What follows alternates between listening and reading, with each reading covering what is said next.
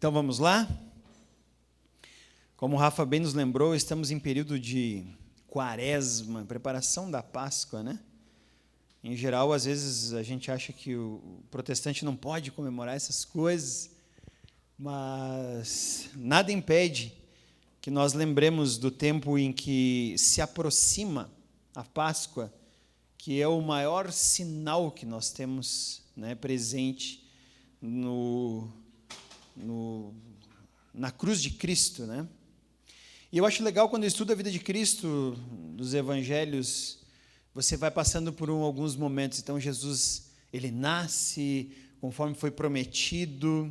De repente, em um casamento, ele faz o seu primeiro milagre público e inicia seu ministério na Galileia. Logo, ele desce para a Judeia. Lá na Judeia, ele já tem alguns primeiros embates, tem a purificação do templo, tem a conversa com Nicodemos, aí ele volta para a sua região, que era Nazaré, e lá tem um povo esperando ele, e ele começa a ensinar essas pessoas, e ele vai passando por diversos locais, Pérea, ele vai passando por Samaria, ele vai passando pela Judeia, ensinando, explicando, mostrando que o reino de Deus estava próximo, e que ele era a personificação disso tudo, com poder e autoridade sobre a palavra, com poder e autoridade sobre os demônios, com poder e autoridade sobre, fazendo milagres, então, sobre a natureza. Mas chega um momento específico de toda a trajetória dos evangelhos, que parece que Jesus tem um momento bem específico, e ele diz para os seus discípulos: bom, agora é o momento de começar a colocar em prática tudo isso que eu tenho falado e explicado para vocês. E ele pega alguns dos discípulos apenas, leva até um monte, e lá então esses discípulos veem a glória de Cristo em toda a sua plenitude. E é a famosa passagem da transfiguração. E é esse momento bem específico na história de Cristo que parece que ele chega e ele diz: bom, agora chegou o momento para o qual eu agora me encaminho. E depois da transfiguração, Jesus começa a descer do Monte Hermon em direção a Jerusalém, e ele não volta mais para Nazaré, ele não volta mais para a sua casa, vamos dizer assim. Toda essa trajetória que começa no Monte Hermon com a transfiguração, vai terminar em uma cruz, lá no Gólgota.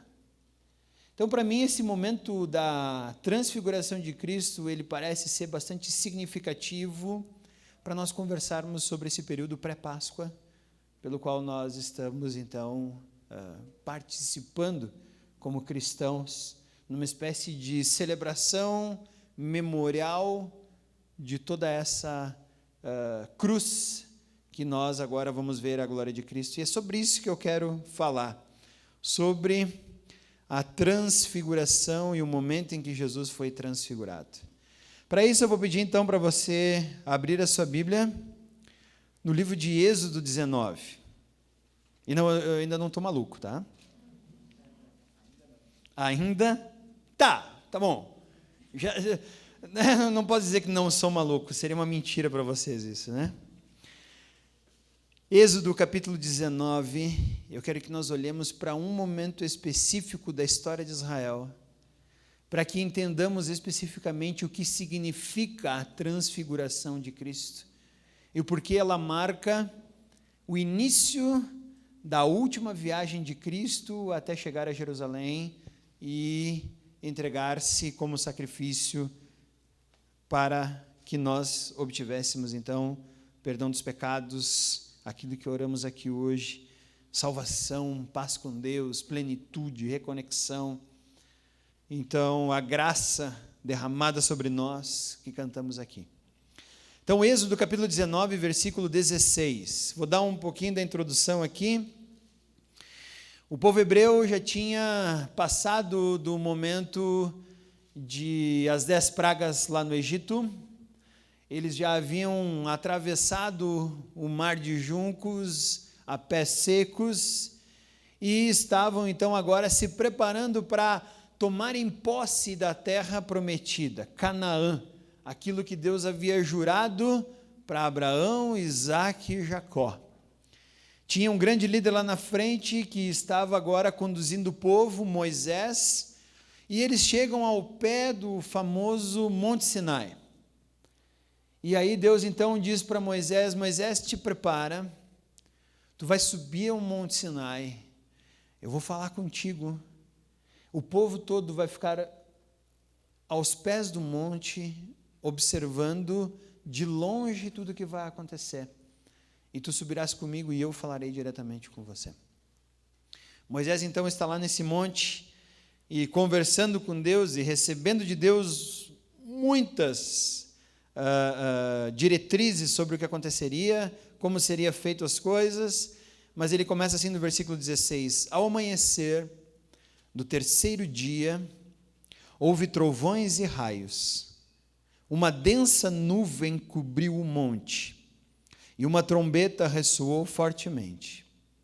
Todos no acampamento tremeram de medo. Moisés levou o povo para fora do acampamento, para encontrar-se com Deus, e eles ficaram ao pé do monte. O monte Sinai estava coberto de fumaça, pois o Senhor tinha descido sobre ele em chamas de fogo. Dele subia fumaça como de uma fornalha. Todo o monte tremia violentamente, e o som da trombeta era cada vez mais forte. Então Moisés falou, e a voz de Deus lhe respondeu.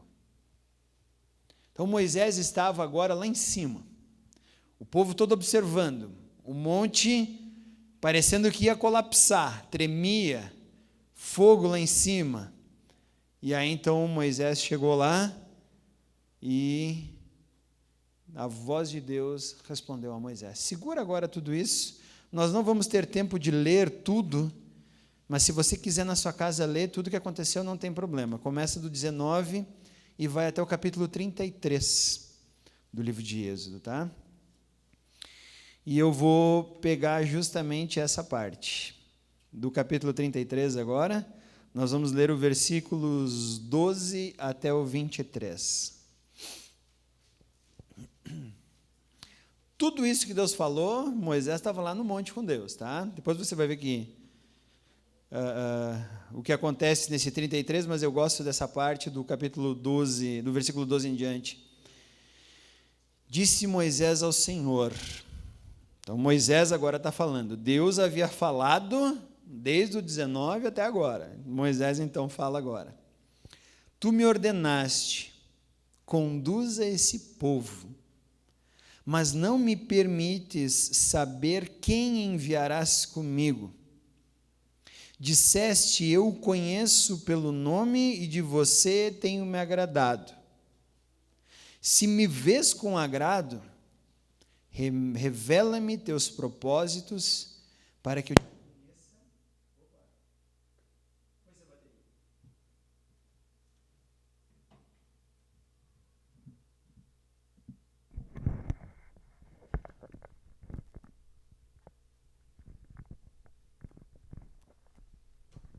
Oi. Então continuamos daqui. Versículo 13: se me vês com agrado, revela-me teus propósitos para que eu te conheça e continue sendo aceito por ti. Lembra-te de que esta nação é teu povo. Respondeu o Senhor, eu mesmo o acompanharei e lhe darei descanso. Então Moisés lhe declarou, se não fores conosco, não nos envies. Como se saberá se eu e o teu povo podemos contar com teu favor, se não nos acompanhares? O que mais poderá distinguir a mim e ao teu povo de todos os demais povos da face da terra? O Senhor disse a Moisés, farei o que me pede, porque tenho me agradado de você e o conheço pelo nome. Então Moisés disse, peço-te que me mostres a tua glória. E Deus respondeu, diante de você farei passar toda a minha bondade. e diante de você proclamarei o meu nome, o Senhor. Terei misericórdia de quem eu quiser, ter misericórdia, e terei compaixão de quem eu quiser ter compaixão.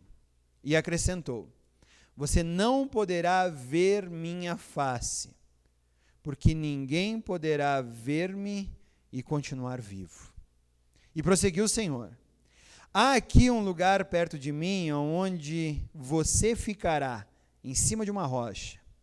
Quando a minha glória passar, eu o colocarei numa fenda da rocha e o cobrirei com minha mão, até que eu tenha acabado de passar.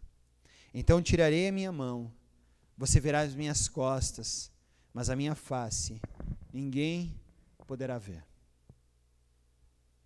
Então você pensa que Moisés agora estava diante de Deus no Monte Sinai. E o que foi que Deus falou para Moisés lá no Monte Sinai? Esse é um dos eventos mais importantes da formação do povo judeu, enquanto nação que vive sob o Senhor.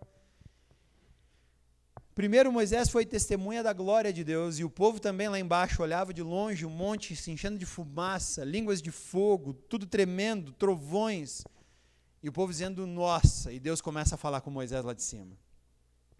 Foram testemunhas da glória de Deus. Mais do que isso, se você olhar Êxodo capítulo 20, você vai ver toda a lei revelada, mas não só o decálogo, não só os 10 mandamentos, mas toda a lei. E o que a lei tinha de essência? Amar a Deus sobre todas as coisas, como o próprio Cristo resumiu, e amar o próximo como a si mesmo. Ali, toda a lei aplicada estava relacionada em amar a Deus e amar o próximo. Como, por exemplo, quando os 10 mandamentos dizem, não terás outros deuses diante de mim. É minha relação com Deus. Não criarei ídolos no meu coração, não criarei ídolos na minha mente, que impeçam a minha chegada até Deus, que substituam a ação de Deus. E esses ídolos podem ser os mais variados, não é? É uma estátua que eu vou construir. Não, pode ser a tua poupança, pode ser um grande ídolo para você, a tua poupança. Como Jesus mostrou para o homem rico, dá tudo que tu tem e me segue. Opa, mas não posso dar tudo que eu tenho. Pois é, aí está o teu Deus. Ou como, por exemplo, não matarás. Qual é a função do não matarás? É respeitar o próximo, é respeitar a vida que Deus criou e entregou de forma gratuita ao próximo, como entregou para mim. E eu não tenho o direito, em momento algum, de tirar essa vida dessa pessoa.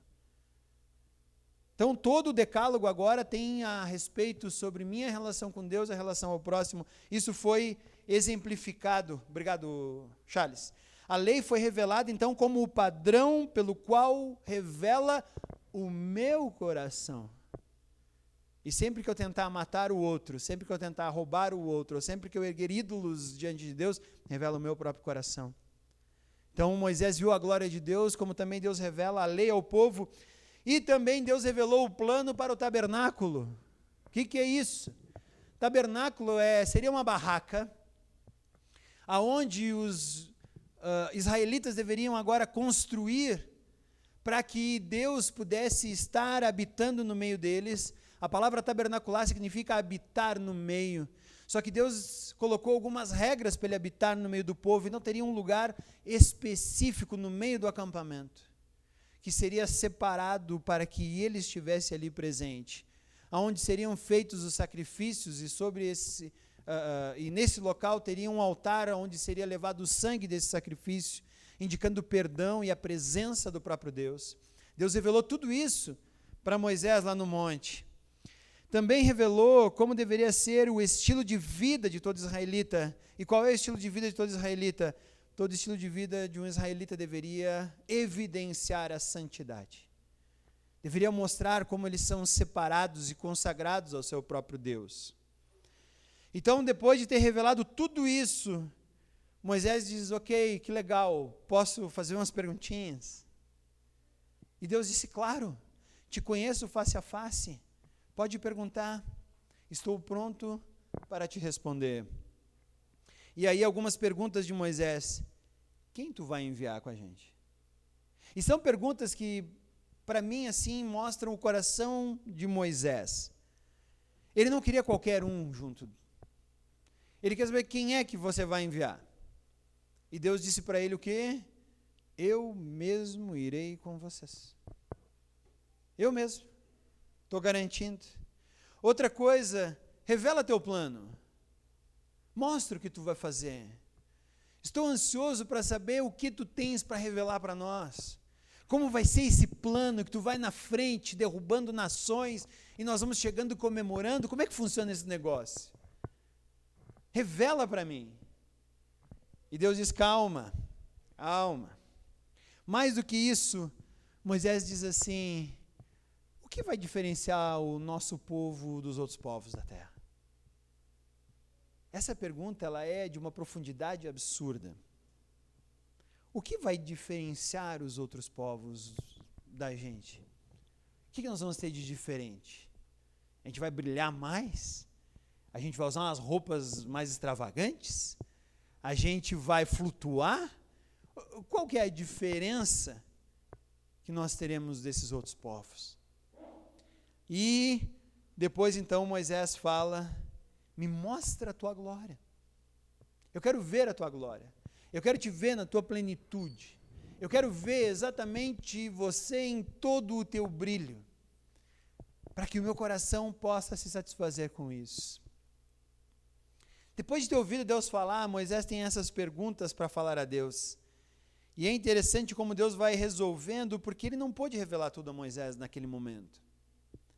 Porque Moisés ainda estava preso a um elemento, a uma dimensão que Deus não está, mas Moisés estava, e você e eu estamos, chamada tempo.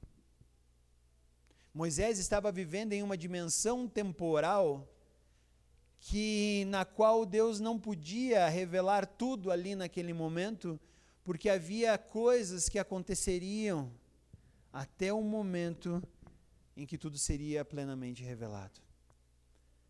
Moisés ainda ia ficar com um pouquinho dessas perguntas em stand-by, até Marcos capítulo 9.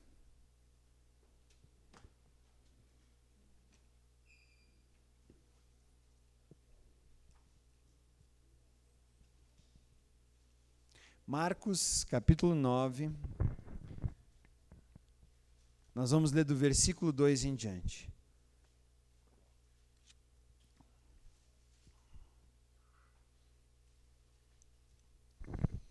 Evangelho de Marcos, capítulo 9. 6 dias depois, Jesus tomou consigo Pedro, Tiago e João, e os levou a um alto monte, onde ficaram a sós. Ali ele foi transfigurado diante deles. Suas roupas se tornaram brancas, mas de um branco resplandecente como nenhum lavandeiro no mundo seria capaz de branqueá-las. E apareceram diante deles Elias e Moisés, os quais conversavam com Jesus. Então Pedro disse a Jesus, Mestre, é bom estarmos aqui. Façamos 3 tendas, uma para ti, uma para Moisés, uma para Elias. Ele não sabia o que dizer, pois estavam apavorados. A seguir apareceu uma nuvem e os envolveu, e dela saiu uma voz que disse, este é o meu filho amado, ouçam-no.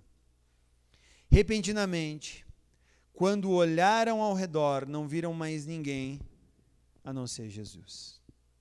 Segura aí. Olha alguns elementos que essa subida de Jesus com seus discípulos ao monte tem de parecido com a subida de Moisés ao Monte Sinai. Primeiro, tem Deus falando? Tem. Tem fumaça? Tem. Tem Moisés lá em cima conversando? Tem. Então aqui a transfiguração, ela é para nós uma grande revelação de que todas as coisas que aconteceram na nação judaica culminam agora para esse momento em Jesus. Tudo. A lei que Moisés recebeu, todas as instruções que Moisés recebeu a respeito de um tabernáculo, de um templo e tudo mais.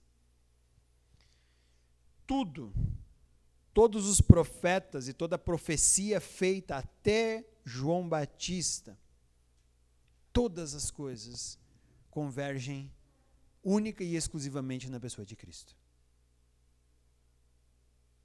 Esse é o grande significado da transfiguração no monte. E é por isso que eu gosto de começar o período de Páscoa com essa transfiguração. Que é o momento em que Jesus agora está mostrando aos seus discípulos tudo o que havia de ser revelado. E Moisés teve que ficar em um stand-by até esse momento. Porque as perguntas de Moisés, elas eram muito profundas e elas almejavam um tempo que Moisés não conseguiria contemplar até exatamente esse momento. Eu gosto de Pedro, porque Pedro já se oferece, vamos fazer uma barraca aqui. Porque lembra que no primeira vez lá no Monte Sinai, uma das coisas que Deus ordenou Moisés a fazer foi o tabernáculo. Então, quem sabe vão ter que fazer uns outros tabernáculos agora, né? Moisés, Elias, Jesus, 3 chega. Não era isso. É legal, o que eu acho legal aqui que Marcos anota aqui, ele não sabia o que dizer. Ele estava assustado, ele estava... Tá, e aí, galera, vamos fazer umas barracas para vocês aqui, pode ser? Vocês ficam aí, tranquilo, a gente vai construir uma barraquinha, né? Quem sabe a coisa fica boa. Agora, mais do que isso, pensa na conversa que Moisés teve com Deus, perguntando para Deus, quem você vai enviar? Quem virá conosco? Agora, Deus pode concluir o que ele começou dizendo para Moisés, eu mesmo vou com vocês. Tá, mas como? Como o Verbo encarnado. Eu mesmo irei com vocês. Eu vou na frente, mostrando o caminho. Por isso que Jesus, a todo momento, está dizendo, quem me vê, vê o Pai. Eu sou a presença de Deus agora aqui. Eu não sou uma coluna de fumaça, de fogo, tampouco eu sou uma nuvem que protege, como aconteceu lá na marcha de Israel, mas eu sou o próprio Deus. E agora, Deus está dizendo para Moisés, esse aí que eu vou enviar. É esse. A segunda pergunta de Moisés foi, revela teu plano. E é interessante que a partir da transfiguração, Jesus vai tornando claro aos seus discípulos que o plano de Deus é que ele vá para a cruz. Revela teu plano. O meu plano é que eu seja colocado no madeiro, para que todo pecado seja perdoado, para que toda culpa encontre um lugar para repousar, para trazer agora graça, perdão, misericórdia, amor. Esse é o plano, Moisés. O plano é que eu mesmo vou adiante e vou tomar uma cruz. A terceira pergunta de Moisés é, o que nos vai distinguir do resto do povo?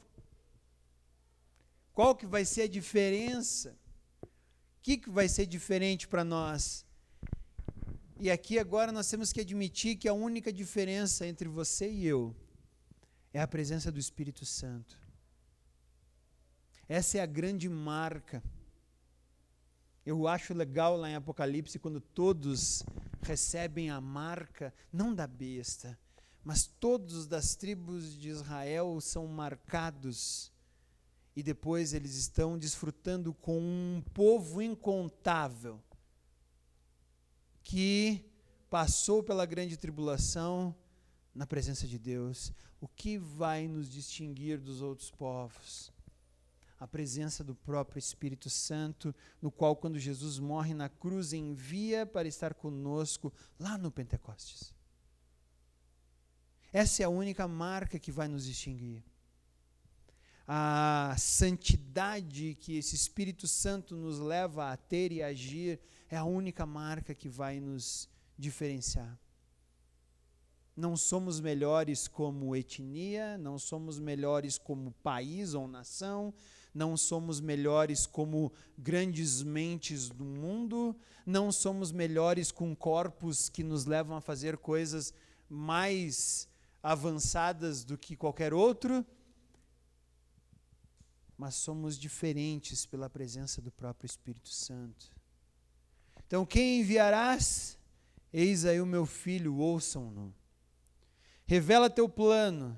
Esse meu filho vai para a cruz, para o perdão dos pecados. O que vai nos distinguir agora do teu povo? O Espírito Santo presente nele. E Moisés fez uma última pergunta. Mostra-nos, ou mostra-me, a tua glória. E aquela que Moisés não pôde ver naquele momento. Eu acho muito interessante a forma como termina o versículo 8 no Evangelho de Marcos de forma repentina. Quando olharam ao redor, não viram mais ninguém a não ser Jesus. Eis aí a glória de Deus. Moisés não podia ver Deus face a face naquele momento. Mas agora ele está ali, conversando. O que eu acho legal é que Elias e Moisés continuavam com as perguntas ali, ó. Começaram a conversar com Jesus. Dizendo, agora sim. Agora sim. Cristo é a glória de Deus em todos os momentos. Cristo foi enviado, Cristo é o plano, Cristo é o que nos distingue, Cristo é a glória. É isso que nós estamos comemorando nesse período de Quaresma. A plenitude de Cristo em nossas vidas. O problema é que eu quero que nós olhemos Cristo da forma como Moisés queria ver, em toda a sua glória. Porque às vezes nós vivemos em um mundo em que outras glórias aparecem e nos atrapalham. Você já deve ter observado o céu em uma noite sem nuvens. Esses dias eu fui pedalar com os moleques na noite e a gente parou, tivemos que fazer uma paradinha estratégica. E durante aquela parada estratégica estávamos longe dos meios urbanos, longe das luzes e tudo mais, e a gente pôde olhar o céu praticamente em sua plenitude. E eu pude contemplar algumas coisas que são assim maravilhosas que Deus fez para nós. Mas eram tão pequenininhas, tu tinha que apontar e dizer, olha lá, tá vendo lá, ó. Qual? Ali, tá vendo aquele negocinho ali? Sim. Cara, aquilo ali é uma estrela muito grande. Mas sabe por que a gente podia enxergar essas, entre aspas, outras glórias? Porque naquele momento nós estávamos de costas para o sol. Porque quando nós estamos de dia, você pode procurar qualquer coisa no céu. No máximo, até a metade do amanhecer, você consegue enxergar a lua. Fora isso, você não consegue enxergar nada em um dia claro de um azul que toma conta completamente de toda a nossa atmosfera durante o dia. Se estiver nublado, você vai jogar umas nuvens e tudo mais, vapores de oxigênio ali, formados juntos. Sabe por que acontece isso? Porque estamos de frente para o sol. Uma estrela considerada muito pequena, diante de todo o universo, está a uns 150 milhões de quilômetros da Terra, mas que só essa pequena estrela, ela já é responsável por 99,6% da massa de todo o sistema solar. Tudo que há no sistema solar, e eu não estou falando só dos planetas, estou falando de todos os satélites, estou falando de todo o asteroide, estou falando de tudo que vai até a fronteira do sistema solar, o Sol possui mais do que 99% da sua massa. E quando estamos de frente para essa estrela, nada além dela se torna visível diante dos nossos olhos. É assim que eu quero olhar para Cristo. Quando eu olho para Cristo, Eu quero vê-lo em sua plenitude de tal forma que nada mais ao redor pode ser visto ou percebido. Isso que Moisés pede quando ele diz assim: me mostra a tua glória. E Deus diz para ele: por enquanto eu vou mostrar um pouquinho dela. Não vai olhar para mim face a face. Mas chegou o dia em que Moisés pôde olhar face a face. Chegou o dia em que Pedro, Tiago, João pôde olhar face a face. Chegou o dia em que Elias e todos os outros discípulos puderam olhar face a face. Chegou o dia em que prostitutas, leprosos, doentes e todo tipo de gente puderam olhar a Deus face a face. Chegou o dia em que reis, governantes, gente poderosa, generais, religiosos puderam olhar Deus face a face. E a face que eles viram é a face de Cristo. Então que nesse período pré-Páscoa, nós estejamos empenhados em olhar para tudo aquilo que sobrou no final da transfiguração, e Marcos 9:8 diz: não viram mais ninguém a não ser Jesus. Esse é meu desejo para nós nesse período de pré-Páscoa. Que não vejamos ninguém além de Cristo. Nenhuma outra glória além da própria glória de Cristo. Porque Ele é aquele a quem Deus enviou. E Moisés disse: mas quem tu vai enviar? Eu mesmo vou. Fica tranquilo. Revela teu plano. Calma, meu plano é uma cruz, mas tu ainda está muito aquém de entender tudo isso. O que vai nos distinguir do teu povo? A minha presença vai distinguir vocês. Mostra a tua glória. Vou mostrar. Fica tranquilo, que eu vou mostrar. Que nesse período de pré-Páscoa, mais do que coelhinhos de chocolate e tudo mais, a nossa glória seja a cruz de Cristo, porque Ele é tudo que sobra quando todas as coisas do universo não se apagam ao nosso redor. Que nossa visão seja: não vimos mais ninguém a não ser Jesus. Vamos orar? Senhor, nesse período que nós estamos comemorando a chegada da Tua Páscoa, eu sei que não é um calendário que é teu, foi inventado por nós, mas que bom que temos essa data no nosso calendário, para lembrarmos da cruz, da Tua presença, para lembrarmos que Tu esteves aqui na terra, nos visitou, para lembrar que Você curou, expulsou espíritos imundos, fez coisas milagrosas diante de nós, para lembrar principalmente que Tu veio se tornar acessível a todos nós e levar os nossos pecados naquela cruz.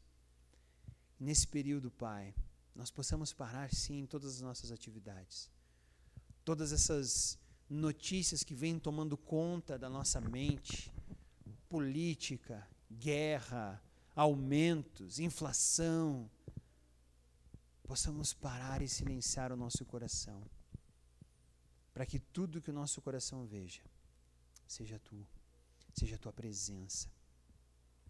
Senhor, esse é o nosso desejo, que cada um de nós aqui possa lembrar, e à medida que isso acontece, nos aproximarmos mais de Ti, sabendo que o Teu plano nos foi revelado, o Teu amor já foi derramado, e tudo o que precisamos agora é receber, por meio da fé, a graça que Tu tens disposto a nós. Senhor, nos ajuda a Te enxergar. Que a Quaresma não seja um período vazio para nós, mas antes disso, seja o período de relembrarmos o Teu sacrifício, para que possamos realmente estar cada vez mais comprometidos. Obrigado, Senhor, por isso. Em nome de Cristo agradecemos. Amém. Muito bem, meus amigos, uma boa semana. Lembre de ler e reler tudo isso para que Cristo seja tudo que nós vemos nesse período antes da Páscoa, ok?